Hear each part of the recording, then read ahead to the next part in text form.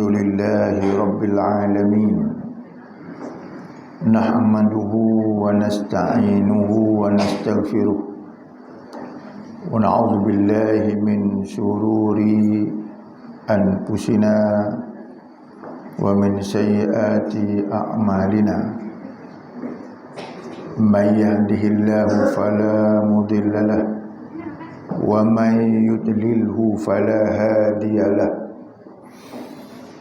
أشهد أن لا إله إلا الله وحده لا شريك له وأشهد أن محمدا عبده ورسوله سبحانك لا علم لنا إلا ما علمتنا إنك أنت العليم الحكيم قال رب اشرح لي صدري ويسر لي أمري واحلل عقدة من لساني يفقه قولي ولا حول ولا قوة إلا بالله العلي العظيم أما بعد قال الله تعالى في القرآن الكريم وهو أصدق القائلين أعوذ بالله من الشيطان الرجيم ومن يبتغي غير الإسلام دينا فلن يقبل منه وهو في الآخرة من الخاسرين وقال النبي صلى الله عليه وسلم لتنقض العرى الإسلام عروة عروة فكلما انتقضت عروة تشبت الناس بتليها فأولهن الحكم وآخرهن الصلاة أو كما قال النبي صلى الله عليه وسلم. Yang berusaha pengurusi majlis merangkap pengurusi masjid Parit, kampung Parit Jayus, bunyinya pun Jawa, pengurusinya pun Jawa, juga ahli jawatan kuasanya yang berbahagia Tuan Imam, Imam anak pengurusi bapaknya. Alhamdulillah. Begitu juga para alim ulama, ustaz-ustaz, ustazah-ustazah, tuan-tuan, puan-puan muslimin dan muslimat yang dirahmati Allah Subhanahu wa taala. Pertamanya, marilah sama-sama kita merafakkan setinggi-tinggi kesyukuran kita kepada Allah kerana dengan izin daripada Allah pada malam ini kita dipertemukan untuk kali yang pertamanya bagi saya di masjid ini, dan moga-moga pertemuan ini tuan-tuan membawa ukhuwah Islamiah daripada dunia sampai ke dalam syurga Allah Subhanahu wa taala insya-Allah.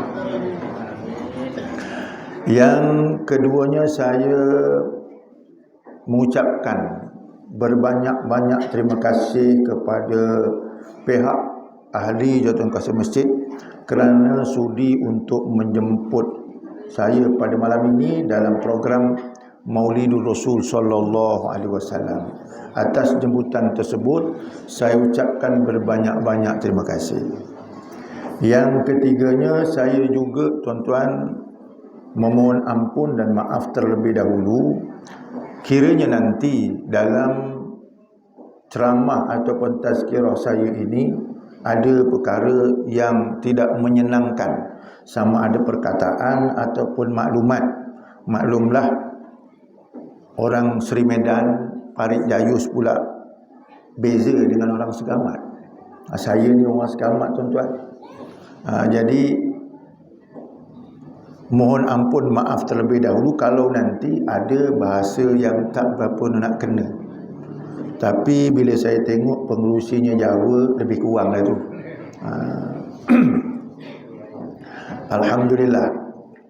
Dan juga saya berjanji insya-Allah tuan-tuan dan puan-puan sekalian, skop pada malam ini ataupun lingkungan perbahasan saya tidak akan keluar daripada apa yang diperingatkan, dipesan oleh Nabi kita, taraktu fikum amraini lan tadillu abada ma itamasaltum bihima kitabullah wa sunnatur rasul.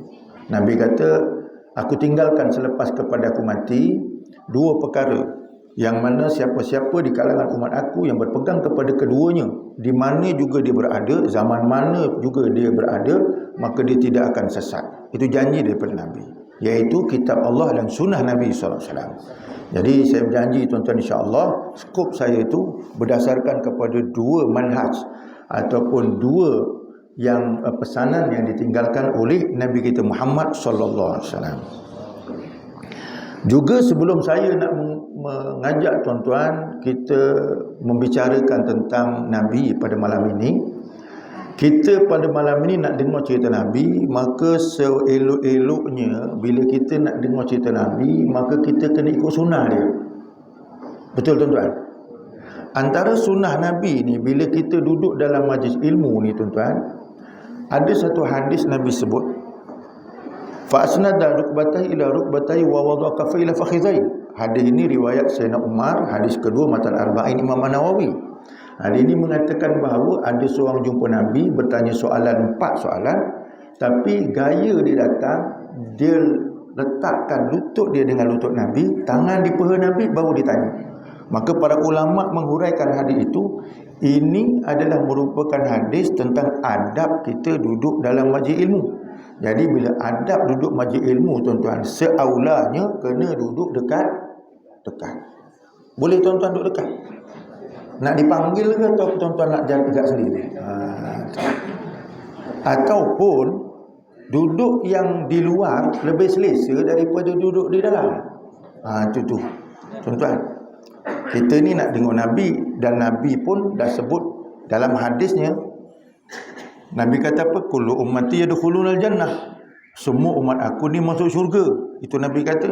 Jadi kita ni bila berada dalam majlis Nabi, benar ataupun tidak, kita ini umat Nabi Muhammad. Jadi justru itu saya ajak yang kat luar tu masuk dalam. Sebab kita ni duduk tuan-tuan dalam taman syurga.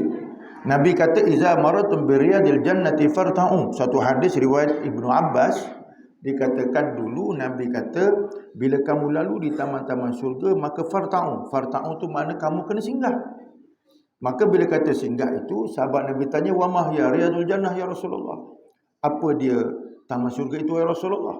Maka Nabi jawab, majalisul ilmi. Di mana ada di atas muka bumi ada majlis ilmu, maka di situlah taman-taman syurga. Jadi kalau kita ni pergi taman tuan-tuan, mana ada kita tengok taman bunga, di taman bunga kita tengok daripada luar? Ada ke tuan-tuan? Ibu-ibu kalau pergi taman, tengok luar ke pergi dalam? Jadi yang kat luar tu nak duduk masuk dalam ke atau memang kat luar? Tu cakap terang je lah tuan-tuan. Mudah kan? Bahasa mudah. Jadi maknanya tuan-tuan, kita ni kena duduk betul-betul lah sebagaimana sunnah Nabi SAW.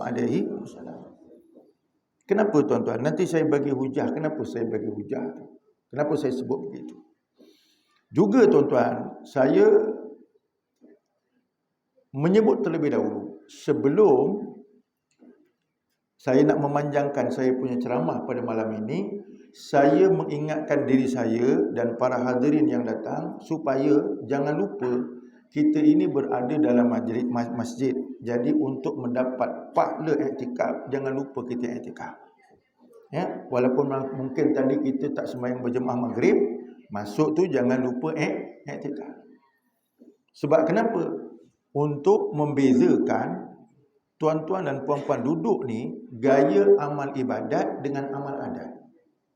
Tuan-tuan kena ingat, duduk dalam masjid ni sunnah. Dia nanti, tetapi dalam sunnah tu, kalau tak kena aturan, tak kena dia punya disiplin, dia jadi amal adat, tidak jadi amal ibadat. Kita ni sebagai umat Nabi, hidup kita ni dipanggil hidup ibadat. Amal pun dipanggil amal ibadat. Jadi dia jangan jadikan amal ibadat, dia jadikan amal adat. Tu tak jadi. Jadi untuk bezakan duduk kita ni daripada amal adat dan amal ibadat, kat sana ialah dengan niat. Jadi niat itu membezakan amal ibadat dengan amal adat. Jadi kalau tuan-tuan duduk malam ni dalam majlis ini tidak berniat iktikaf, artinya tuan-tuan duduk itu dapat rehat, pahala tak dapat. Tapi kalau tuan-tuan niat iktikaf, tuan-tuan duduk saja ni pun, walaupun saya mula ni tuan-tuan mula nak tidur, dapat pahala. Itu beza dia. Jadi kita kena faham, bila kita cerita pasal Nabi dan pasal Islam, kita punya perhimpunan adalah perhimpunan ibadat, bukan perhimpunan adat. Hidup ibadat, bukan hidup adat. Itu kita kena faham teras perbezaan. Baik. Para hadirin yang dirahmati Allah, saya nak mengajak pada malam ini cerita mengenai Nabi sallallahu alaihi wasallam. Tetapi tadi saya sebut, kenapa kita datang pada majlis malam ini, kita kena ikut sunnah Nabi sallallahu alaihi wasallam. Itu saya sebut, tuan-tuan, bukan sekadar sebut. Saya kata mesti buat macam tu dan mesti faham macam tu. Kenapa? Sebab dalam orang memahami Nabi ini, dalam tak kira memahami Nabi secara batang tubuh dia, secara syariat dia, secara nak buat maulid ke, orang akan pecah kepada 3 kelompok. Saya sebut awal-awal dulu. Sebab tu saya awal-awal bila kuliah atau penceramah, saya akan sebut adab mesti dijaga dulu. Sebab kenapa? Kalau adab ini tidak dijaga, maka dia akan membawakan kepada pemahaman dia jadi pecah 3. Pemahaman jadi pecah 3. Sebab kenapa, tuan-tuan, penting perkara tersebut? Imam Asy-Syahrurawardi dia menyebut dalam kitab dia ni sezaman dengan Imam Al-Ghazali. Imam Al-Ghazali ni dia mati tahun 505. Dia sezaman dengan Imam Al-Ghazali. Siapa dia? Imam Syahrurawardi. Apa dia kata? Bil adabi yufhamul ilmi wa bil ilmi yasluhul amal wa bil amali tanalul hikmah. Dengan adab itu kamu akan faham ilmu. Itu kata Imam Syahrurawardi. Ulama yang mengarang kitab Awariful Ma'arif. Tuan-tuan nak cari kitab Awariful Ma'arif ni, tuan-tuan kat mana? Tuan-tuan pergi buka kitab Ihya Ulumuddin Imam Al-Ghazali. Ujung tu ada kitab tu. Ditulis oleh Imam Syahrurawardi. Dia kata apa? Dengan adab itu akan dipahami ilmu. Tuan-tuan tengok dia punya urutan tu. Apabila kita menjaga adab, maka kita akan dapat faham ilmu. Tuan-tuan kena faham istilah faham ilmu. Faham ilmu dengan dapat ilmu tak serupa. Faham ilmu dengan bertambah ilmu tak serupa. Orang boleh bertambah ilmu. Dia baca banyak, dia duduk dalam majlis ilmu banyak, dia buka buku banyak, dia boleh bertambah ilmu. Tetapi ilmu yang bertambah belum tentu boleh faham. Jadi satu faham ni adalah merupakan rezeki. Saya nak sebut faham ni adalah bukan rezeki. Dan rezeki, pepatah Melayu kata, tak pernah salah alamat. Faham, tuan-tuan? Rezeki tak pernah salah alamat. Kenapa saya kata faham ni bersifat rezeki? Tuan-tuan tengok doa Nabi, Allahumma zidna ilma warzuqna fahma. Ya Allah, tambahkan aku ilmu, rezekikan faham. Tu ayat doa Nabi sallallahu alaihi wasallam sebut. Tambahkan aku ilmu, rezeki faham. Ilmu boleh bertambah, tetapi faham tu bersifat rezeki. Melayu kata rezeki tak pernah salah alamat. Bila kata rezeki tak pernah salah alamat, tuan-tuan, artinya saya cukup bimbang malam ni. Tuan-tuan faham tu, entah rezeki mana sampai. Rezeki yang betul ke atau yang salah. Itu tuan-tuan. Kan rezeki ada 2. Halal dengan tu. Campur 3, syubhat. Jadi saya bimbang tuan-tuan punya faham tu yang betul halal, alhamdulillah. Kalau fahamnya haram, jadi masya-Allah. Kalau yang syubhat lagi pening. Boleh faham, tuan-tuan? Sebab itu bila menceritakan bab Islam, kita kena betul-betul sebab kita terima Islam. Tuan-tuan menerima Islam dengan password dia, dengan kunci dia.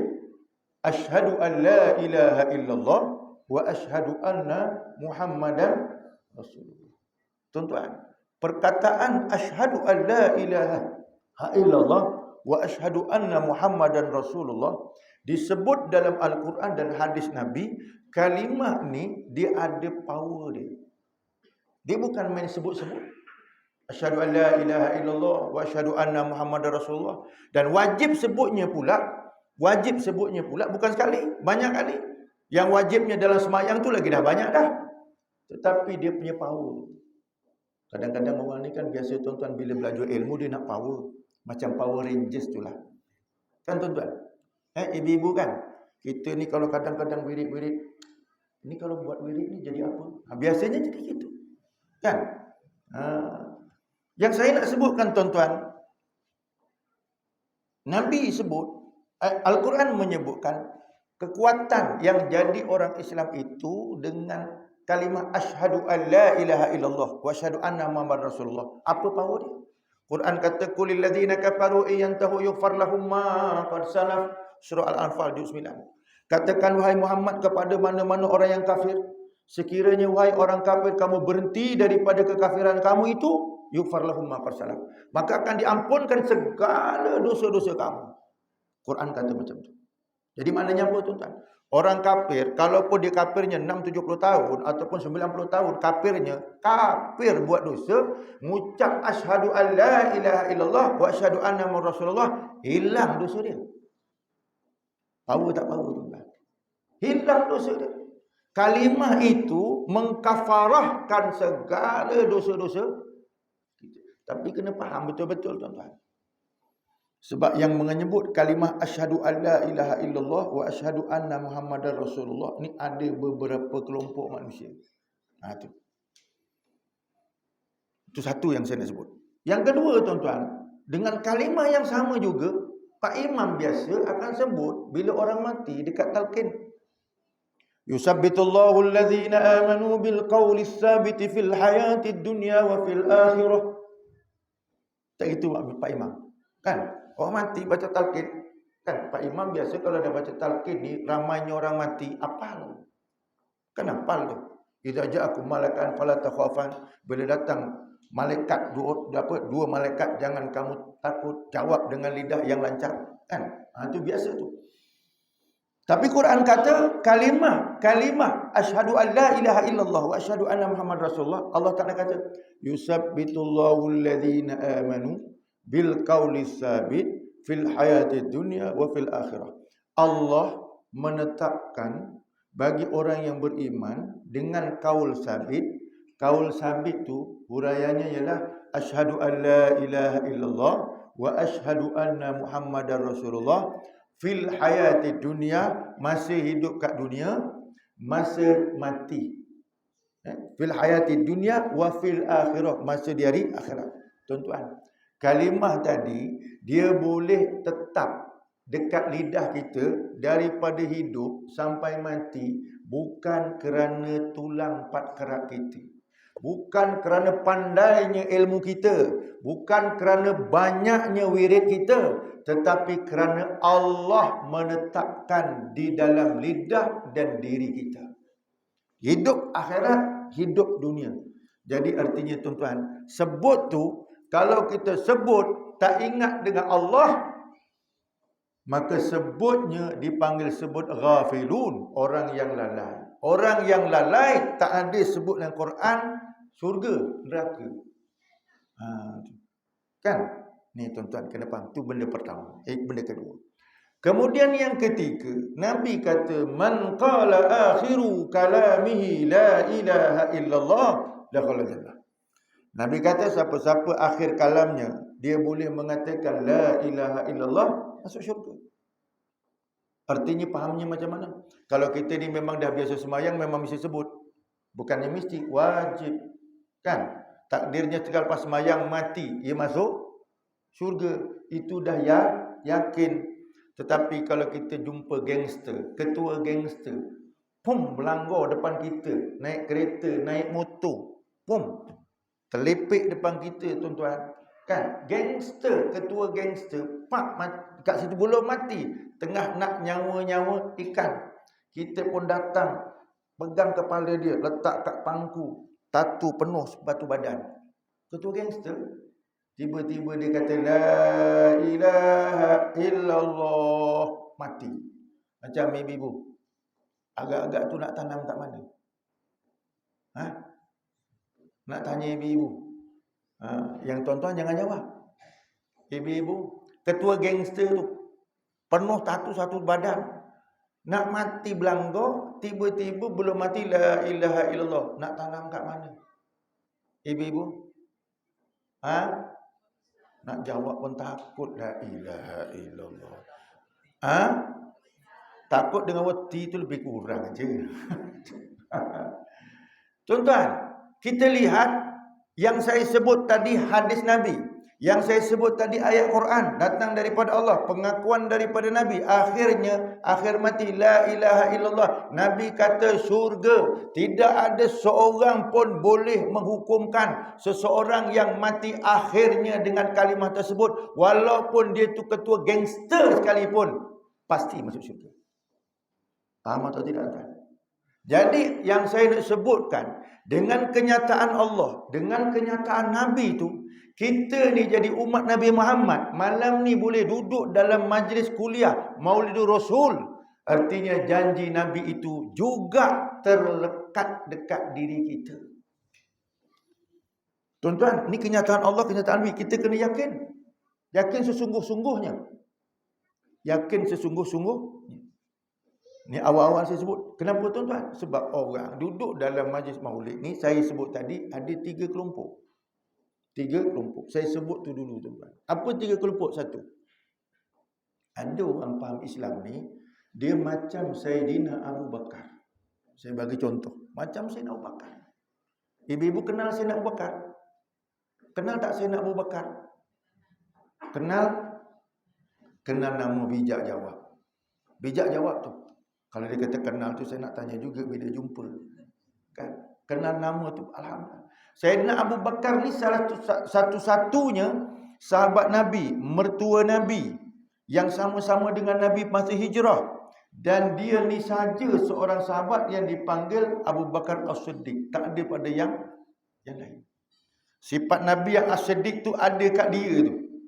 As-Siddiq tu. Kenapa? Sebab cara dia faham Islam. Saya nak sebut cara dia faham Islam. Macam mana cara dia faham Islam? Cara dia faham Islam ni, tuan-tuan, ialah Nabi belum sebut, dia percaya dulu. Nabi tak cerita lagi, dia percaya. Apa bukti dia? Bukti dia, tuan-tuan baca sejarah Isra' Mi'raj Nabi. Isra' Mi'raj Nabi, Nabi balik daripada Mekah ke Masjidil Aqsa, Masjid Aqsa ke Sidratul Muntaha, Mi'raj, balik pula dalam masa yang sekejap. Sedangkan kalau ikutkan kiraan Mekah dengan Masjid Aqsa kat Palestin, ikut dulu punya kiraan 2 bulan perjalanan. Tiba-tiba sekejap aja. Nabi bawa balik cerita kat orang kafir tak percaya. Orang kafir jumpa dengan Abu Bakar, masa tu Nabi belum cerita. Dia tanya Abu Bakar, percaya ke dengan sahabat engkau Muhammad itu? Dia cerita baru jumpa dengan Tuhannya, pergi Sidratul Muntaha, belum siang dah balik. Dia pergi ke Masjid Al-Aqsa, pergi ke langit jumpa Allah, belum siang dah balik. Boleh percaya ke? Maka Abu Bakar kata apa?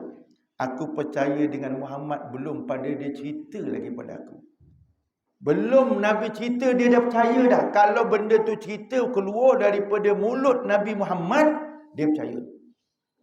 Kalau mulut orang lain-lain, kalau mulut Nabi Muhammad dia, walaupun Nabi Muhammad belum cerita, dia memang percaya. Tu ada jenis orang tuan-tuan. Dia percaya Islam ni, macam Abu Bakar. Kenapa? Dia dah yakin apa dia Islam. Memang betul lah. Apa dia Quran? Betul. Apa kata Nabi? Betul. Dia jenis macam tu. Dia tak banyak cerita. Kan? Yang banyak cerita ni kan kita. Tengah ceramah dia pun ceramah. Tak gitu tuan-tuan. Ibu-ibu kan? Kita ceramah dia pun ceramah. Mentang-mentang dia duduk balik dinding. Kan? Ni bukan sini tuan-tuan, di tempat lain. Kalau tengok cermin kat depan ni macam lebih kurang. Tuan-tuan Yang macam Abu Bakar, tak ada pertikaian tentang Islam. Itu pertama. Yang kedua, ada jenis orang, dia faham Islam, menyambut Maulid Rasul. Dia bukan tak nyambut-nyambut, tetapi gaya faham dia tu macam Abdullah bin Ubay bin Salul. Faham tuan-tuan? Abdullah bin Ubay bin Salul. Tuan-tuan tahu tak siapa Abdullah bin Ubay bin Salul tu? Abang tahu tak? Agak-agak biasa dengar. Abdullah bin Ubay bin Salul. Biasa dengar kan? Tak biasa? Biasa tu biasa dengar kan? Abdullah bin Ubay bin Salul ni, Abdullah bin Ubay bin Salul Al-Khazraji. Dia ni tuan-tuan adalah merupakan raisul munafikin fid dunya wal akhirah. Dia tu ketua orang munafik dunia akhirat, dulu dan sekarang dan akan datang. Tu dia. Tu. Jadi yang saya nak sebut, ada orang faham Islam macam dia tu. Macam Abdullah bin Ubay bin Salul. Abdullah bin Ubay bin Salul ni macam mana? Dia pernah semayang belakang Nabi. Artinya dia semayang. Dia pernah ikut Nabi. Dia pernah. Mana dalil yang mengatakan dia semayang belakang Nabi? Tu Quran kata wa idza qamu ila sholati qamu kusala. Surah An-Nisa 25. Bila mereka semayang, mereka berdiri dalam keadaan malas. Wala yazkurunallaha illa qalila. Mereka tak ingat dengan Allah kecuali sedikit. Bermakna ayat tu kata semayang tak semayang? Semayang tapi malas. Kalau semayang ni asyik masbuk aja. Muafiq jarang. Faham tuan-tuan? Tu siapa? Abdullah bin Ubay. Bukan tuan-tuan. Faham ibu? Faham tak ni? Faham? Alhamdulillah. Itu yang saya nak dengar tu, faham. Sebab kenapa tadi saya sebut adab, dia akan melahirkan faham kepada ilmu. Itu penting tu. Kalau tak nanti, walaupun 10 kali maulid tiap-tiap tahun tuan-tuan, tak faham, sungguh. Sebab tuan-tuan kena ingat, malam ni kalau saya cakap berdasarkan Quran hadis, tuan-tuan memang akan bertambah ilmu. Tapi faham bukan saya yang bagi. Kepahaman nanti daripada apa yang saya cakap tu bukan saya yang bagi. Siapa dia? Allah Ta'ala. Itu dia. Beramal belum tentu lagi. Walaupun dah faham, belum tentu lagi. Dapat kelebihan belum tentu lagi. Tetapi itu yang kena faham. Jadi, ada jenis orang yang faham Islam ni macam Abdullah bin Ubay. Dia bukan tak kenal Nabi, dia kenal Nabi. Dia semayang belakang Nabi.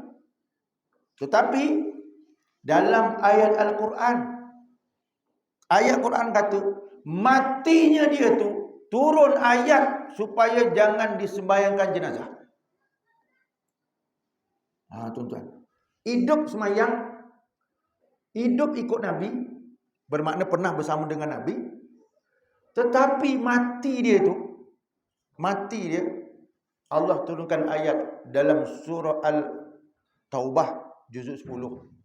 Ayat tu berbunyi, wala tusalli ala ahadim minhum mata abada wala takum ala qabri innahum kafaru billahi wa rasulih. Apa maksud ayat ni? Allah Ta'ala kata begini.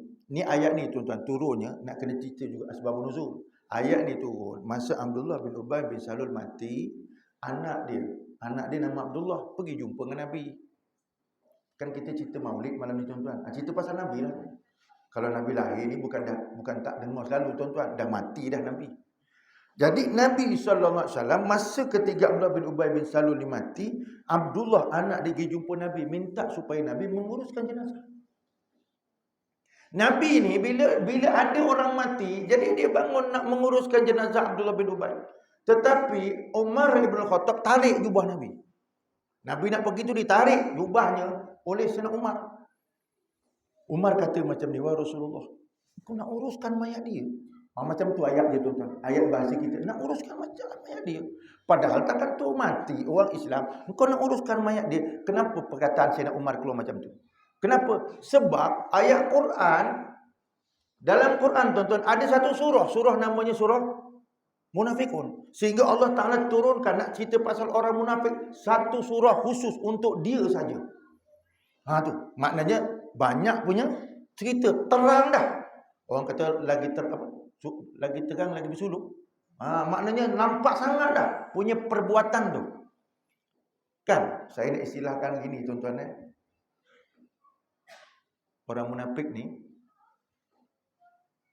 dalam lain, luar lain. Dia kata apa? Izharul Islam wa yubtinul kufur. Menzahirkan Islam, menyembunyikan kekufuran. Itu munafik. Kan? Walaupun dia dalam tuan-tuan, dalam boleh nampak tak boleh nampak? Jom tuan-tuan, dalam boleh nampak tak nampak? Memang tak boleh nampak. Tapi tandanya dia tu. tanda dia ada. Tuan-tuan sakit perutnya kat mana? Sakit perut tu kat mana? Ya kat perut lah. Sakit perut tu kat mana? Ya dekat perut. Dekat perut tu, luar perut ke dalam perut? Tapi kenapa muka yang tunjuk? Kenapa perut yang sakit, muka yang tunjuk? Berkerut muka. Lepas tu mulut pula bising. Yang sakitnya perut. Aku sakit perut. Tu macam-macam. Lepas tu tangan menyebuk. Aduh sakit. Kan? Maknanya tuan-tuan, walaupun memang perut yang sakit tu kat dalam tak nampak, tapi dia punya tandanya ada dah. Itu dia, tandanya banyak. Mukanya, kulitnya, tangannya, macam-macam banyak. Jadi Sayyidina Umar ni, dia punya tengok Nabi sampai tarik jubahnya, kata, wahai Rasulullah, kau nak pergi semayangkan mayat dia, kan punya tandanya cukup banyak dia tu. Munafik dia tu. Jadi Nabi kata apa? Aku akan minta ampun bagi pihak dia kepada Allah Ta'ala. Bila Nabi SAW kata macam tu, Umar tak berani tahan. Dia biarkan Nabi. Nabi pun urus jenazah Abdullah bin Ubay bin Salul ni. Dia urus jenazah sehingga selesai. Selesai mengurus, turun ayat tadi tu. Tuan-tuan kena faham asbabun nuzul. Turun ayat tadi. Ayat tadi kata, wala tusalli ala ahadim minhum. Tuan-tuan tengok kalau orang ngaji bahasa Arab, tusalli itu mufrad, bukan jamak. Seorang, ayat itu tertuju kepada Nabi Muhammad. Dia kata, ya Muhammad, wala tusalli. Lain kali nanti, kalau ada orang macam dia mati, engkau jangan sembahyangkan mayat dia. Itu kata Allah pada Nabi. Hak yang ni, masa dia buat ni, ayat belum turun. Ayat belum turun. Perintah atau teguran belum turun. Tapi bila dah settle, Allah Ta'ala kata, ya Muhammad, nanti lain kali kalau ada orang macam dia tu mati, kau jangan sembahyang mayat dia, wala takum ala qabri. Jangan berdiri atas kubur dia. Tuan-tuan, kalau mayat orang, Allah sendiri kata jangan sembahyang. Kita pula orang Islam faham, bila orang mati Islam, 4 benda wajib. Mandi, kapan, mayang, tanam. Tiba-tiba sembahyang pun tak boleh. Itu maknanya apa? Itu kena faham tuan-tuan. Itu maknanya apa? Maknanya, saya bukan beri jawapan, tapi Allah yang bagi jawapan. Innahum kafaru billahi wa rasulih. Mereka itu sesungguhnya kufur kepada Allah dan Rasulnya. Maknanya tuan-tuan, walaupun masih hidup dia semayang belakang Nabi, ikut Nabi, rupa-rupanya kulit ni aja, hati tak. Rupa-rupanya hakikat daripada penampilan dia tu ialah kafir, bukan Islam. Jadi yang saya nak sebut, ada orang faham Islam macam Abdullah bin tu. Jaga-jaga. Kadang-kadang dengar ceramah maulid, tetapi jadi pengikut Abdullah bin na'udzubillah. Bukan tuan-tuan, bukan tuan-tuan. Saya yakin tuan-tuan yang ada ni semuanya lah umat Nabi Muhammad sallallahu alaihi wasallam yang dijanjikan surga oleh Allah Subhanahu wa taala. Itu jangan kita ragu. Sebab kenyataan Allah jelas, kenyataan Nabi jelas. Jangan meragui kenyataan Allah, jangan meragui kenyataan Nabi. Itu jelas. Sebab tu yang saya nak sebut, bila kita sebut tentang Nabi, sebut tentang Islam, yakin sungguh-sungguh di mana kita adalah umat Nabi Muhammad. Itu kena faham. Cumanya ada orang faham macam Abdullah bin Ubay. Boleh faham ibu-ibu? Saya ni cakap selu-selu tu supaya orang faham.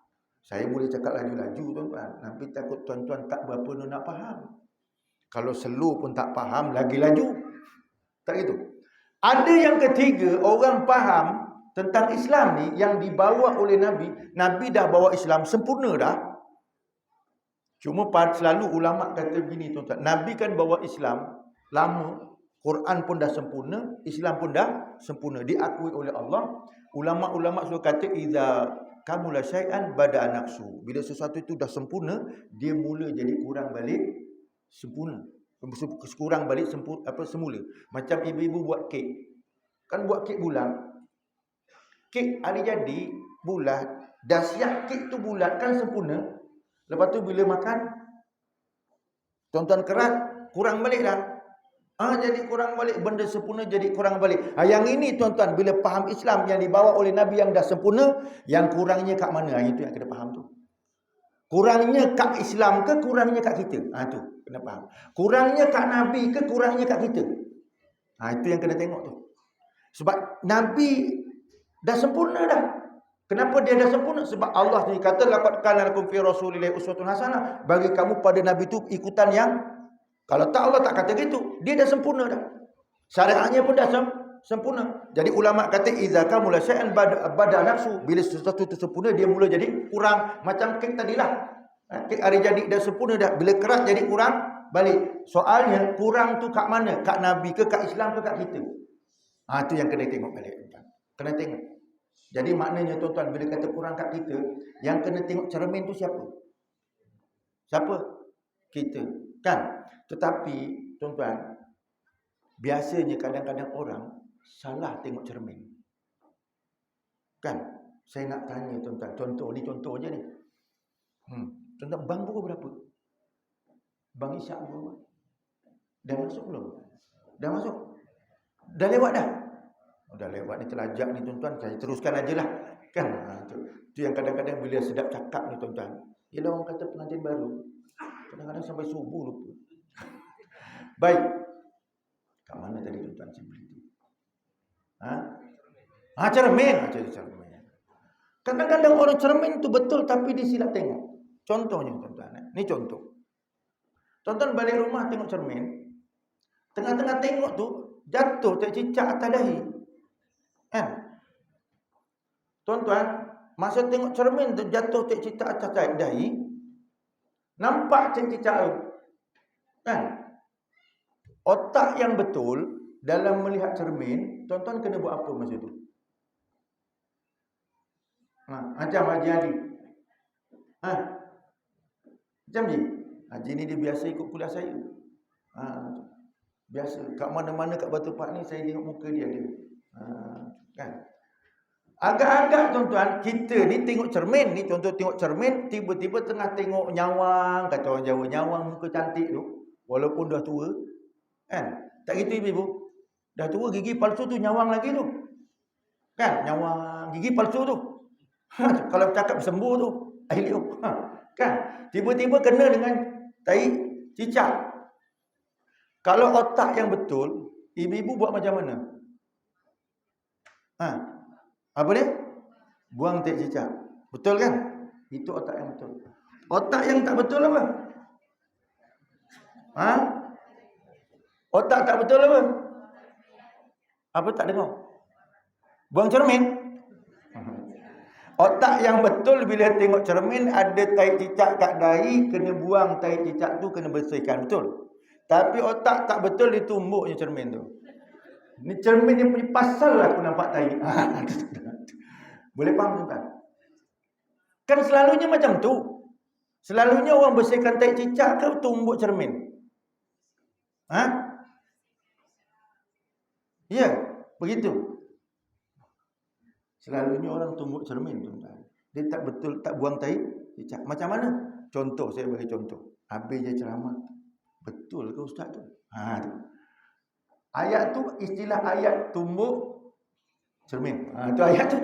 Ayat tu istilah tumbuk cermin. Ustaz mana ni? Tak gitu.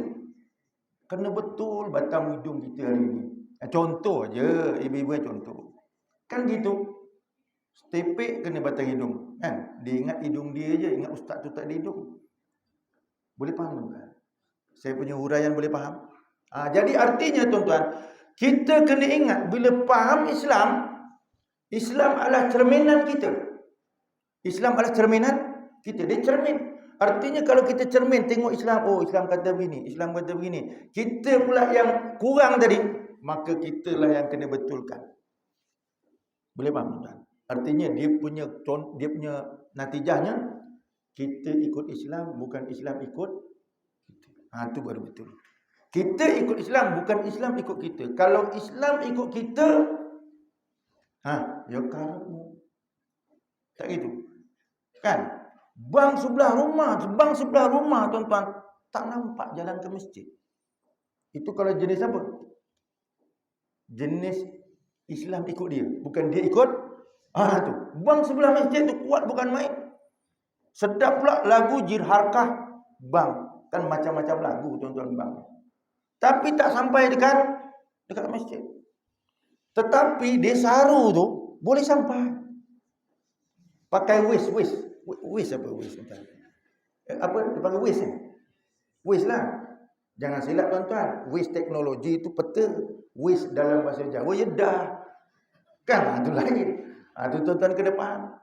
Bila waste tu tuan-tuan boleh sampai kat Desaru, air papan sampai, waste. Masjid Parit Jaya tak nampak. Tu yang masalah, bukan sini tuan-tuan. Sini bukan, sebab tu ramai jemaah. Kalau sini seorang dua tuan macam lebih kurang. Tuan-tuan. Takut-takut masa maulid aja, lepas maulid yo podo wae. Tu yang jadi masalah tu. Boleh faham ibu? Faham ya? Ibu faham je tapi suami senyap je macam tak faham. Dan ini benda penting. Baik, saya sebut tadi ada orang faham Islam macam Abdullah bin Ubay. Matinya Allah arahkan Nabi, jangan sembayangkan mayatnya, jangan berdiri di atas kuburnya. Kenapa? Dia menipu dengan memahami Islam. Dia menipu. Zahirnya nampak Islam tapi hakikatnya tidak Islam. Tipu. Kan? Nampak kulit aja tapi hati tak Islam. Ataupun kenapa? Sebab banyak sangat sifat dia tu. Itu sebab pepatah Melayu kata dia punya sifatnya banyak. Udang sebalik batu, talam dua muka, gunting dalam lipatan. Apa lagi? Duri dalam punya banyak bidalan kata tu nak menunjukkan sifatnya banyak tu, nak bagi faham dekat kita. Jadi yang saya nak sebutkan, ingat, kita bila faham Islam jangan memahami macam Abdullah bin Na'udzubillahi min dzalik. Yang ketiga, ada jenis orang faham Islam nombor 3. Macam siapa? Macam Abu Jahal. Ibu tahu Abu Jahal? Biasa dengar? Tak dengar. Kenal lama. Dah kenal lama. Kenal lama memang sudah lama tuan-tuan dengar ceramah Abu Jahal. Kenal lama. Cuma tak pernah jumpa. Kan? Kenal lama tak pernah jumpa. Dengar biasa. Kan? Tetapi tuan-tuan, walaupun dengar biasa, takut-takut macam dah biasa jumpa. Tu. Kalau tak kenal lama, tak biasa jumpa tu, okey lah tu. Tapi kadang-kadang tak biasa jumpa tu, sekali tengok sejarahnya, macam lebih kurang member hari-hari jumpa pula. Saya nak sebut, ada orang faham Islam macam Abu Jahal. Kenapa macam Abu Jahal? Hujah saya begini.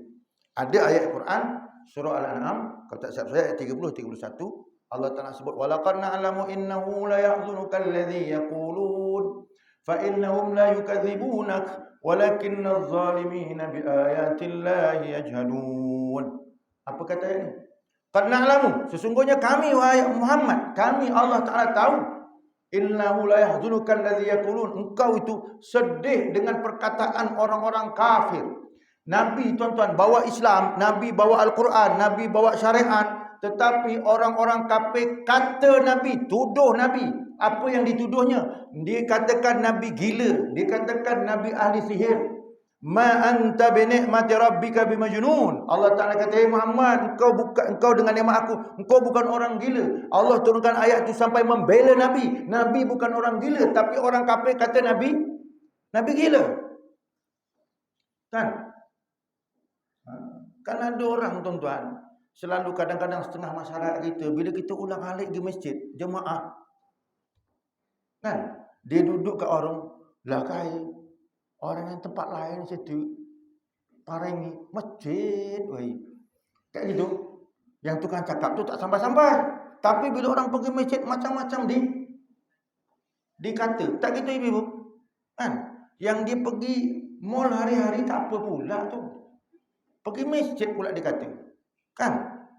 Ni contoh aja tu. Saya berani cakap macam tu kenapa? Sebab malam ni jemaahnya ramai. Maknanya bukan orang sini. Cerita ni bukan orang sini. Kan? Kalau malam ni pengusi dengan Pak Imam, dengan Pak Bilal aja memang betul-betul lah sini. Tapi ni bukan. Ya Alhamdulillah. Kita tak terkena bala yang disebut oleh Nabi tu. Tetapi apa yang saya nak sebut, Nabi ditomah bila bawa Islam. Dia kata gila ahli sihir. Tapi Allah Ta'ala sendiri kata, فَإِنَّهُمْ لَا يُكَذِّبُونَ. Wahai Muhammad, satu benda yang kau kena tahu, فَإِنَّهُمْ, mereka itu, siapa mereka? Iaitu orang-orang kafir, termasuk Abu Jahal.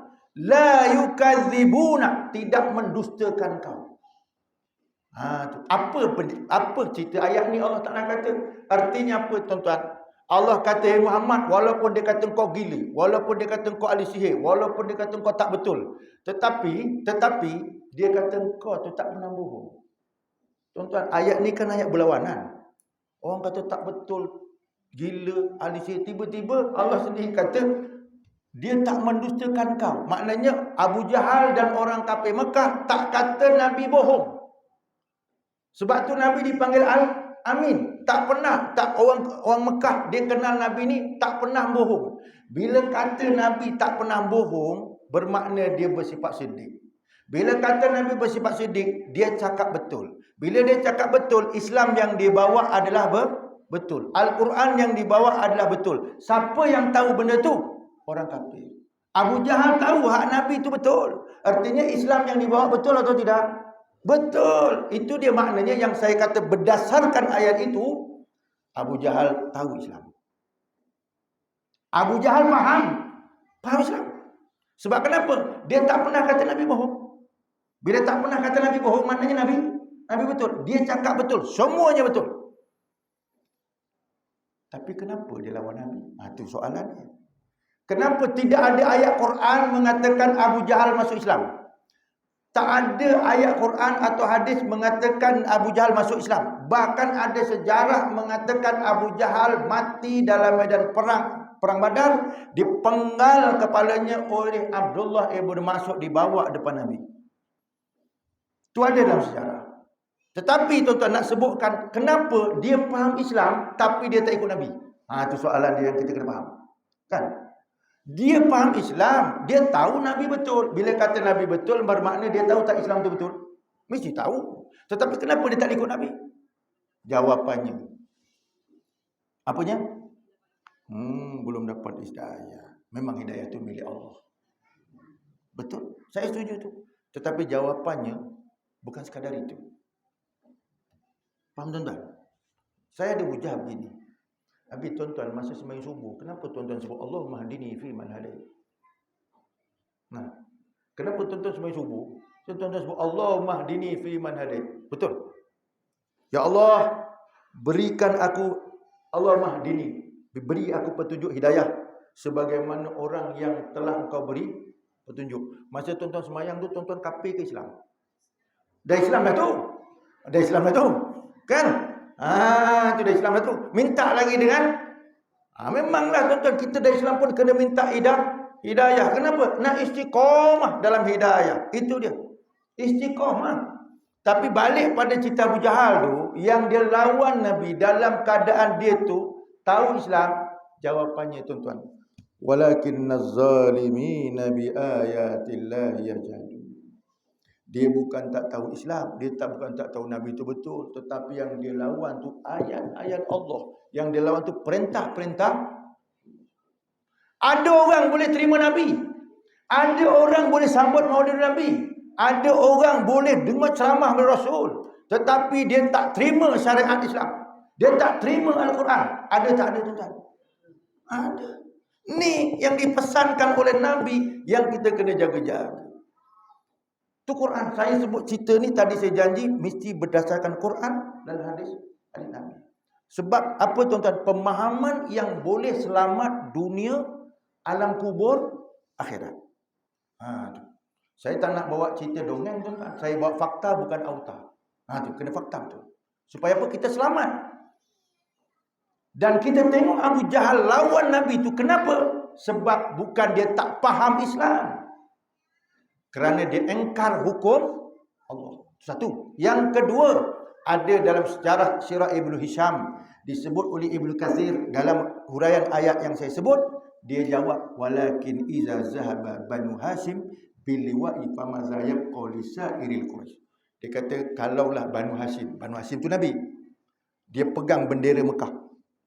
Pegang bendera ni maknanya pegang kuasa Mekah, merintah Mekah. Famadha yabqa li sa'iril Quraisy. Apa lagi tinggal untuk orang Quraisy? Bahasa kita apa?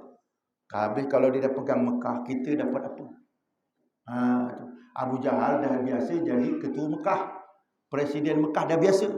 Tiba-tiba kalau ikut Nabi Muhammad, dia kena Nabi Muhammad jadi ketua. Tu yang dia kata, habis tinggal dapat apa? Maknanya yang saya nak sebut, Abu Jahal lawan Islam sebab takut hilang kuasa.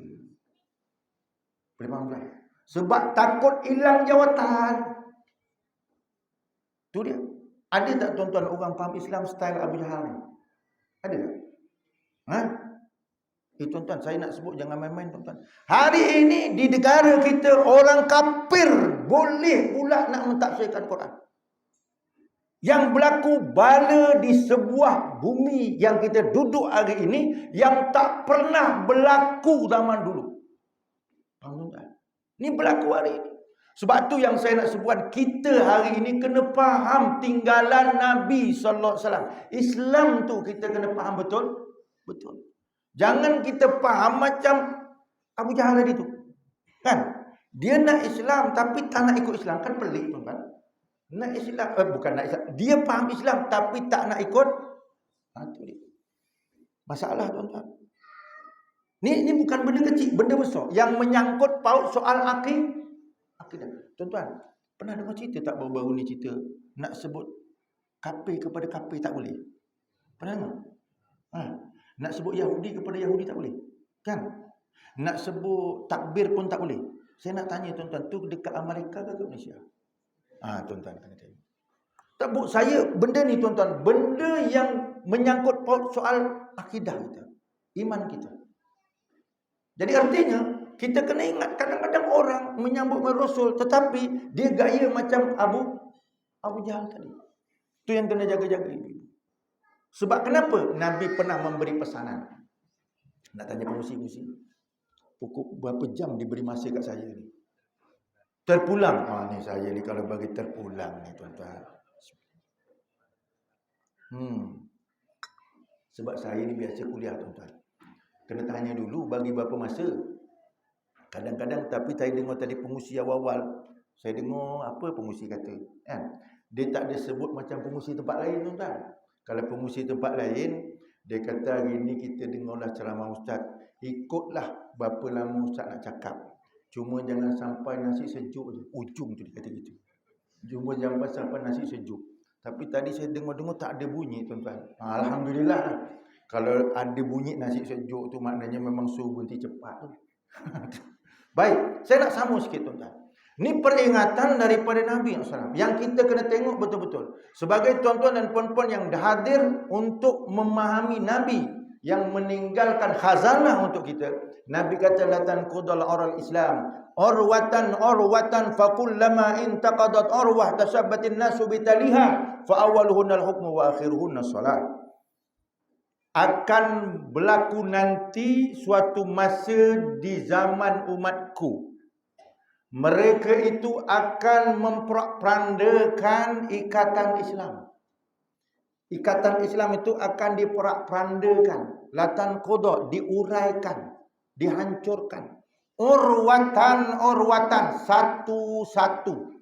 Fakullama intaqadat urwah, tatkala satu itu dihancurkan, tasabbatin nasu bitaliha, orang akan cari yang lain pula. Fa awwaluhunnal hukmu wa akhiruhunnas salat.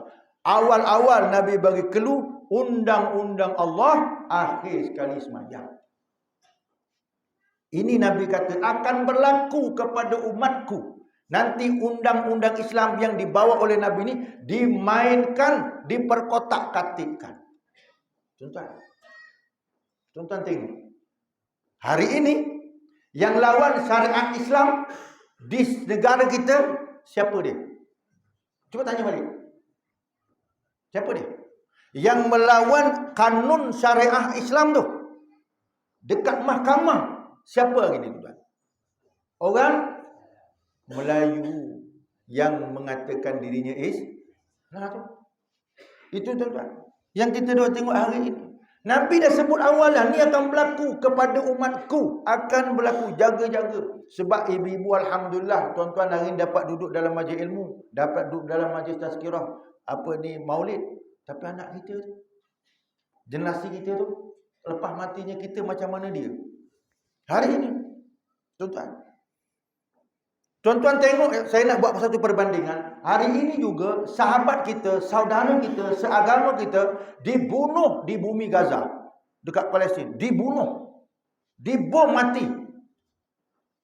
Bukan sekadar bom mati je, rumah hancur, masjid hancur, semua hancur. Kan? Tetapi kalau tuan-tuan tengok dekat medsos, apa ucapan orang-orang dekat sana tuan-tuan yang Islam? Mulut dia keluar apa? Ha? Tuan-tuan tengok dekat medsos. Ibu-ibu tengok dekat medsos. Tahu medsos?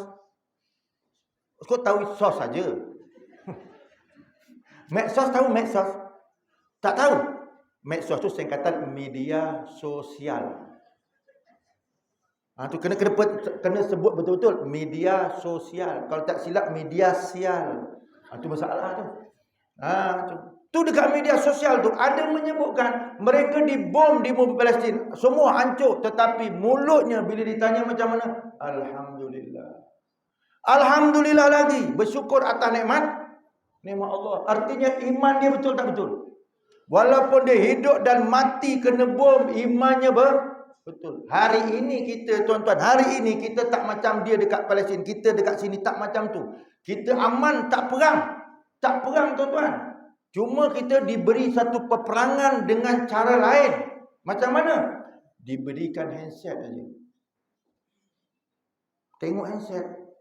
Subuh tak masjid. Tak gitu ibu. Tengok handset. Malam tak bangun tahajud. Tengok handset. Bang tak dengar. Betul ibu? Betul. Kan? Tengok Quran dengan tengok handset mana lebih banyak tuan-tuan? Handset kan? Tuan-tuan ngaku sendiri tu. Malam ni dengar kuliah, ikut maulid tu. Bukan ditanya dekat warung ni, dekat masjid gitu ni.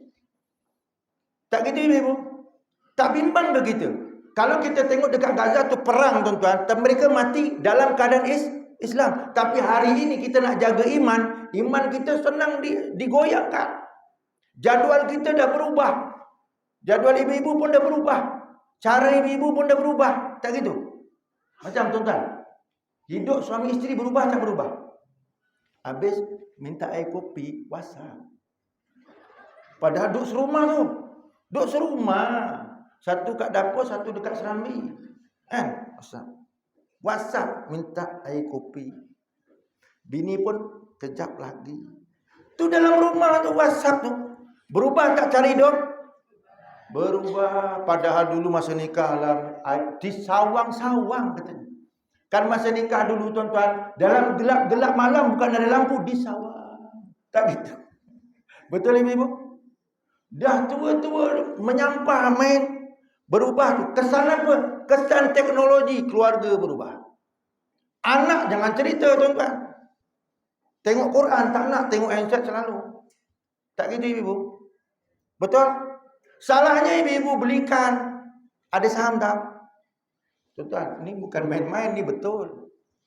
Jangan silap nanti ibu-ibu mati, bapak tuan-tuan mati, anak tu tak tahu masjid kat mana tuan-tuan.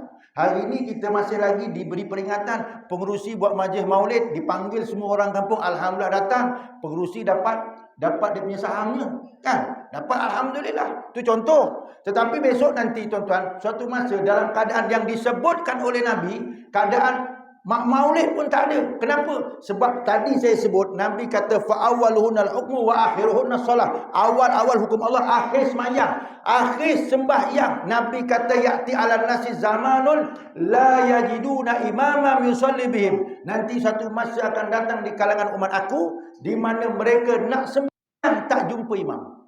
Nak sembahyang bukan tak jumpa imam, nak sembahyang imam tak ada. Itu kata Nabi. Nak sembahyang imam tak ada. Tuan-tuan, hari ni sembahyang imam ada lagi. Kan? Kalau imam pergi jalan balik kampung, Bilal pergi jalan balik kampung, Tok Siap balang balik kampung, kan? Kita yang pergi masjid mana tu imam? Agak-agak berani tak jadi imam? Berani tak?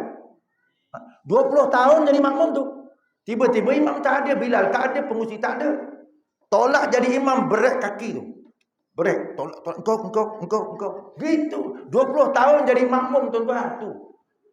Nak kata bodoh tak juga, 20 tahun jadi makmum. Kan? Tapi bila tolak berat kaki, nampak pula ketika itu. Tak gitu ibu-ibu? Bukan orang sini. Kan? Ya sungguh. Tak ini kita kena faham betul-betul. Satu benda yang disebut besok akhir zaman sampai nak sembahyang imam tak ada. Boleh berlaku ke tu? Saya nak tanya ibu, boleh berlaku ke? Kalau kita tu tengok dekat Seri Medan ni, masjid surau cukup banyak tuan-tuan. Setiap masjid surau mesti ada imam dan makmum dia. Betul? Agak-agak dalam Pulau Itak, agak-agak boleh berlaku ke? Allah dah tunjuk kat kita tuan-tuan zaman Covid. Zaman Covid, masjid nak pergi pun tak boleh. Imam jawatan dia tak boleh pakai. Tak itu. Ni contoh yang disebutkan oleh Nabi. Jadi kita kena jaga-jaga tuan-tuan. Bersempena dengan Maulid ni tuan-tuan, kena jaga prinsip Islam kita. Jangan sampai tergadai. Jangan kepahaman kita salah macam mana Abu Jahal. Boleh faham? Hari ini tuan-tuan saya nak sebut ada gerakan. Saya sebutkan ada gerakan untuk apa tuan-tuan? Untuk mencabut akar umbi Islam daripada jiwa umat Islam secara terancam. Saya nak sebut itu. Ikut kaedah apa? Ikut kaedah konsep liberalism. Faham liberalism? Ibu-ibu tahu liberalism? Tak faham ya? Saya bagi faham. Liberalism English language orang panggil. Kan? Kalau orang kata what is the meaning of liberalism? Aku tak erti.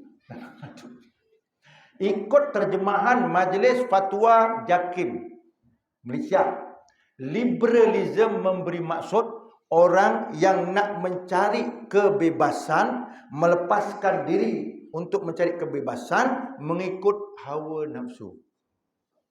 Nak bebas. Sebab dalam Islam ni arak tak boleh minum, judi tak boleh main. Tak. Tu ada benda-benda yang tak boleh. Dedah aurat tak boleh. Tak gitu. Main judi tak boleh. Kan? Jadi artinya dalam Islam tu ada larangan, ada dia punya hak dia yang kita tak boleh. Makan babi tak boleh. Tiba-tiba dia nak membebaskan diri. Maknanya ikut hawa nafsu. Nak arak pun nak juga, judi pun nak juga, kan? Tu. Jadi tuan-tuan, ni orang nak tarik. Nak tarik sikit-sikit. Berlaku tak berlaku? Saya nak tanya ibu-ibu, berlaku tak berlaku ni? Minum arak berlaku tak? Judi? Kedai judi tuan-tuan, orang bukan Islam punya. Yang tukang pergi siapa? Cuba tanya balik. Kan? Sebab itu orang lupa kepada Islam. Kalau balik kepada Islam, haramnya judi, ekonomi Islam baik. Sebab kenapa? Orang dah tak main judi. Tapi kalau orang main judi tuan-tuan, dalam main judi dia tikam nombor eko, kan? Tak dapat tuan-tuan. Bukan dapat, cuma ramalan aja. Pun percaya juga. Yang betul-betul ni Islam tak yakin. Tak gitu tuan-tuan. Kadang-kadang orang yang tikam nombor eko tuan-tuan, dia pergi ceramah juga boleh. Bukan sini tuan-tuan. Sebab kenapa? Dia nak cari ilham. Pergi ceramah tu cari ilham. Kenapa? Dia dengar ayat ustaz berkata, tuan-tuan dan puan-puan. Dalam otak dia jenis kaki nombor ni tuan-tuan. Ni nombor ni. Tuan-tuan dan puan-puan. 2 1 2 1 4 1 4 1. Tu dia nampak. Ni masalah tuan-tuan. Tu yang kadang-kadang dia datang juga kuliah. Datang juga. Tapi dia punya otak tu bukan nak faham Islam. Bukan nak dengar Nabi. Dia cari ilham tu. Ni bukan sini tuan-tuan. Tu contoh. Tapi yang saya nak ingatkan pesan daripada Nabi SAW. Saya ni tuan-tuan kalau dah bercakap ni tuan-tuan tak boleh nak slow. Pak saya sebenarnya tuan-tuan diberi pesan. Saya punya tuning suara tu kena slow kan. Sebab tuan-tuan saya baru 5 hari cuti. Sebab diberikan bengkak peti suara. Hari-hari bercakap. Ni malam ni kira kuliah ketiga. Start balik semula. Dipesankan dengan doktor peribadi saya, Ustaz boleh, tapi pitching jangan tinggi. Pitching jangan tinggi. Kena slow je. Kita ni bila dah masuk dia, kemudian semangat Islam tu, tak boleh tuan-tuan. Kalau dah memang amalan daripada Nabi, kena jelek juga tuan-tuan. Tak apalah tuan-tuan, sakit tu pergi. Tapi inilah pesanan daripada Nabi yang kita kena ingat. Jangan main-main.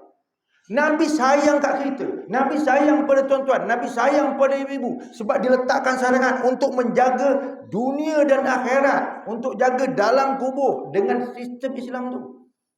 Tiba-tiba datang liberal. Liberal ni tuan-tuan. Satu tadi terjemahannya nak bebas ikut Nafsu. Kan? Nak melepaskan diri daripada ikatan agama tu dia. Tu. Tuan-tuan. Tu yang baru-baru ni tengah sibuk ni 2-3 hari ni. Hari ni berapa bulan? 20? 22 je. 22. Jadi tak jadi konsep itu. Ni malam Maulid dengan malam ni yang main tuan-tuan. Tu. Tu dah aku nak cerita bab tu. Tapi ni tuan-tuan kena jaga-jaga. Konsep liberalism, nak mencari kebebasan, melepaskan diri daripada syariat ni berlaku. Tuan-tuan, jaga-jaga. Dia boleh jadi bala kat tempat kita. Lagi Seri Medan ni tuan-tuan, pantang hujan, banjir, paling lama mana tuan-tuan? Paling lama surut mana? Sinilah. Tu. Kalau tempat-tempat lain tu kena sini paling lama, kan? Segamat tu tuan-tuan 2000 dulu yang tenggelam 2000 berapa 6. Dengan kota tinggi yang tinggi tu pun dah tak tinggi, tenggelam. Segamat tenggelam. Sini pun tenggelam. Yang paling lama ya sini. Ni 2023 bulan 3 pun sini. Ya dieling-eling. Boleh faham tuan-tuan? Sebab ni syariat Islam. Syariat Islam. Kena ingat, orang cuba nak tarik. Tuan-tuan tengok kan. Orang bawa kereta mewah. Meter 300 kilometer. Meternya. Kan? Dashboard. Dekat jalan tu 80. Dekat papan kenyataan. Kita pun bawa tekan 250. 250. Polis kat depan. Saman ke tak? Saman ke tak? Saman. Habis kalau konsep liberalism ikut aku lah nak lagi macam mana kan? Konsep nak bebas ikut aku. Agak-agak boleh tak boleh?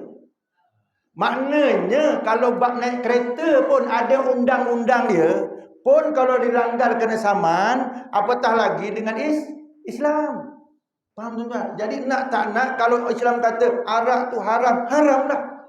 Kalau judi tu haram, haram. Artinya kita kena ikut. Kepatuhan begitu. Tapi oleh kerana konsep Islam liberal ni dah masuk kat tempat kita. Tu yang tuan-tuan kena jaga. Saya cakap terang tuan-tuan. Sekarang berlaku kat tempat. Konsep, tuan-tuan satu lagi, konsep 50-50. Kan? Takkan nak pergi masjid aja. Kan? Takkan nak pergi masjid aja. Karaoke pun nak kena pergi juga. Ni jenis otak mendem. Yalah tadi tuan-tuan, kan saya dah sebut Abu Bakar, Abu Jahal dengan Abdullah bin, tu ada jenis Abdullah bin Ubay tu. Tu yang kena faham tu. Tu. Kalau tak faham habis. Ni benda yang kita kena tengok hari-hari ni. Sebab tu tuan-tuan, kita kena lihat kenapa. Tuan-tuan tengok kitab fiqh. Kitab fiqh. Kitab Mata Al-Badrin ke, kitab-kitab kecil yang biasa dibelajar, kan? Bab pertama bab apa? Bab pertama. Dia sebut bab apa? Bab pertama. Kitab apa? Kitab apa? Macam mana? Kitab apa? Kitab-kitab dekat sekolah tu, bab fiqh, bab pertama bab apa? Kitab Taharah. Dia tak sebut bab sembahyang. Dia tak sebut bab sembahyang, tapi dia sebut kitab suci dulu. Bab suci, nak suci ni, ingat, kita hidup, ada jasad, ada roh. Jasad kena suci, roh pun kena suci. Tu. Sebab tu Imam Al-Ghazali membahagikan kitab Taharah tu, dan kita ayat 4. Suci kepada jasad kita. Suci kepada jasad kita. Dia suci jasad, kemudian suci kepada akhlak kita yang mazmumah, suci kepada hati kita daripada sifat mazmumah, suci daripada selain Allah Subhanahu Wa Taala. Ada 4 kategori suci. Kita hari ni bila takbir Allahu Akbar, kita sebut Allah Maha Besar. Betul tak? Kan gitu. Tapi masa Allahu Akbar, tiba-tiba handset bunyi. Hati kat mana tuan-tuan? Cuba tanya ibu. Allahu Akbar. Silent dah tu, silent. Silent dah tu, tak kuat dah. Tapi dekat kunci. Allahu Akbar, mulut kata. Tengah dengar imam baca Bismillahirrahmanirrahim, tiba-tiba handset tu bergetar. Kan? Tadi mulut kata Allah besar, tapi hati tu ketiga tu kat mana? Ibu-ibu agak-agak. Handset, tu hilang Allah Ta'ala. Batinnya kena goyang habis. Sedangkan kita ada jasad, ada roh. Goyang habis. Sebab tu itu fitnah yang hari ini melanda umat kita, yang nak kena jaga-jaga. Sebab tu saya katakan, jangan tinggal majlis ilmu. Jangan rasa dah cukup sekolah khas tu, terus sambung majlis ilmu. Dekat masjid, dekat surau, istiqomahkan. Kenapa kita ni berada pada zaman fitnah yang nanti akan diuji keimanan kita. Nah, itu dia. Boleh faham ibu? Saya boleh terus ke pengusi? Pengusi dah tak berani nak beri. Sebab tuan-tuan, saya bukan tak boleh nak bercakap lagi. Ni tengah semangat ni nak bercakap. Tapi tuan-tuan, saya tengok muka tuan-tuan tadi dah mula tunjukkan kata ayat kata wis lah ustaz. Sebab kenapa tuan-tuan? Tok guru saya selalu saya sebut, kalau jadi pengkuliah bagi penceramah ni, dia kena perhatikan anak murid dia. Anak murid ni yang mendengar, dia akan tengok 3 muka. 3 jenis muka. Tu biasa dah dengar tu, kan? Muka pertama yang akan dia tengok ialah muka ustaz tu. Tengok je muka ustaz tu. Selagi dia tengok muka ustaz, itu memberi maksud. Itu Tok Guru saya kata, kuliah jangan berhenti selagi dia tengok muka ustaz. Selagi tahan lah tuan-tuan. Tapi kalau dah mula patah tengkuk tu, dah lain. Tu muka pertama. Muka kedua, kalau dia mula tengok muka jam. Muka jam. Bahaya tu. Tengok muka jam. Kan? Muka jam tu. Gitu. Tengok pula tu depan ustaz. Ustaz berhati dia tu. Ni bahasa kedua tu, body language dia panggil. Body language. Apa body language tu kata? Ya wis tu dah dua. Kan tadi saya kata ya wis lah. Tapi bila tengok pula muka jam, ya wis dah 2 kali. Yang ketiga, bila dia tengok muka pintu. Bila muka pintu tu dah bukan wis, yang mandek lah. Tak gitu. Saya tadi tengah cakap sedap tuan. Saya tengok pengusi, dia tengok jam. Ini memang body language betul. Jadi tuan-tuan, saya tengok jam ni pun dah 8.50. Jadi saya rasa cukup lah kan itu tuan-tuan. Kan? Orang kata kalau kita makan ni dah kenyang, ni berhenti sebelum kenyang. Jangan makan sampai muntah. Nanti kalau muntah terus hilang tak makan. Jadi saya rasa cukuplah sekadar tu malam ni. Rasa macam tak cukup kan, tapi walau macam mana pun jelah, kita ni orang kata main sidik janji. Tu penting tu. Main sidik janji kemelati, kemudian biar sikit dapat diamal. Jangan banyak-banyak tapi tak amal. Kan? Jangan banyak-banyak tapi tak dapat. Balik-balik je makan, belum sampai rumah. Bini tanya, "Bang, tadi ustaz cakap apa? Aku tak ingat lah." Aku pun tak ingat, dah habis ya. Kan apa macam mana? Jadi tuan-tuan, saya rasa cukuplah kadar tu. Kalau orang kata tak cukup, ya ada masa ya datang lagi insya-Allah tuan-tuan. Bukan tak boleh tuan-tuan. Saya ni dengan Batu Pahat ni dah macam kampung sendiri. Pusing tuan-tuan. Kalau ikut jadual saya terdekat ni tuan-tuan, insya-Allah pukul 9 pagi dekat masjid apa itu? Yang paling dekat ni. Al-Falah Parit Baru. Hari Senin pukul 9 pagi. Kat situ ada program haul. Saya dijemput juga di situ insya-Allah tuan-tuan. Jadi kalau nak dengar lagi, tuan-tuan datanglah insya-Allah. Untuk malam ni cukup sekadar itu insya-Allah. Saya mohon ampun dan maaf kepada tuan-tuan kalau ada ketelanjuran kata, tetapi apa yang penting ianya kebenaran datang daripada Allah. Dan saya ucap terima kasih banyak pertama kepada pihak masjid yang sudi menjemput untuk program malam ni. Saya juga mengucap terima kasih kepada tuan-tuan dan puan-puan kerana fokus apa yang saya sampaikan. Sebab saya tak tampak pun hari ini yang ngantuk tuan-tuan. Alhamdulillah. Jadi saya ucap terima kasih atas keprihatinan tuan-tuan. Yang ketiga, sebelum saya nak tutup tuan-tuan, dekat belakang tu ada tabung tutup hijau tu. Tu tabung madrasah saya. Jadi saya mohon kalau tuan-tuan dapat menyumbang pada malam ni, tak sikit dia banyak. Nah gitu. Kan mudah ayat dia tuan-tuan kan. Dia bukan tak banyak sikit, tak sikit dia banyak. Kalau tak ada duit, gelang cincin pun tak apa. Tak ada masalah. Kunci kereta pun tak apa tuan-tuan. Kan? Ya betul. Ibu-ibu jangan bimbang tuan-tuan. Ibu-ibu kalau cincin tu buka hari ni, masuk kat dalam tu. Itu lebih bagus daripada nanti tukang mandi mayat yang tukang buka. Kan? Pakai itu nak derma sayang sangat, tiba-tiba mati. Kan? Yang tukang buka tu tukang mandi mayat. Daripada tukang mandi mayat yang buka, baik buka sekarang lagi senang. Kan? Sebab kenapa? Ia senang balik tak cakap dengan suami, bang, tadi dah sedekah cincin ni. Beli lagi. Kan tak susah kan tuan. Nabi kata mana qasamalun min sadaqah. Tidak, harta tak pernah kurang kalau disedekahkan. Kan? Harta tak pernah kurang. Yang kurang tu kalau simpan aja, pakai aja. Ibu-ibu kalau nyawang cincin tu dah 20 tahun. Kan? Kalau nak baru buat macam mana? Nak baru buat macam mana? Apa? Tukar baru, bukan tukar. Pergilah minta dengan suami. Lah yang itu ada, ya pakai aja lah gitu. Kan? Bukan tukar. Nak tukar baru senang. Saya ajar caranya. Tak payah dicelup balik semula. Tuan-tuan masuk je dalam tabung. Balik minta lagi. Dapat baru. Jadi sekadar itulah untuk malam ni. Aku qauli hadza wa astaghfirullah li wa lakum. Bismillahirrahmanirrahim. Alhamdulillahirabbil alamin. Wassalatu wassalamu ala asyrafil anbiya'i wal mursalin wa ala alihi wa sahbihi ajma'in.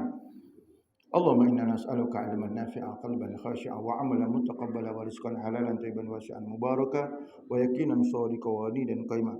Allahumma inna naj'aluka fi nuhuri a'da'ina wa na'udzubika min shururihim. Allahumma badi syamlahum wa farij jamahum wa satid kalimatahum wa zalzil aqdamahum wa sarid 'alaihim qalban min kilabik ya qahhar ya jabbar ya muntaqim ya Allah ya Allah ya Allah. Allahumma ya munzilal kitab wa ya mujiddas sahab wa ya hazimal ahzab ihzimhum mansurna alaihim. Allah mansur juyusal muslimina fi Gaza. Allah mansur juyusal muslimina fi Palestin. Allah mansur juyusal muslimina fi Syam. Allah mansur juyusal muslimina fi kulli makani wa fi kulli zaman. Rabbana atina fid dunya hasanah wa fil akhirati hasanah wa qina adzabannar. Wa sallallahu ala sayyidina Muhammadin nabiyil ummi wa ala alihi wa sahbihi wa barik wa sallam. Alhamdulillahirabbil alamin. Assalamualaikum warahmatullahi wabarakatuh.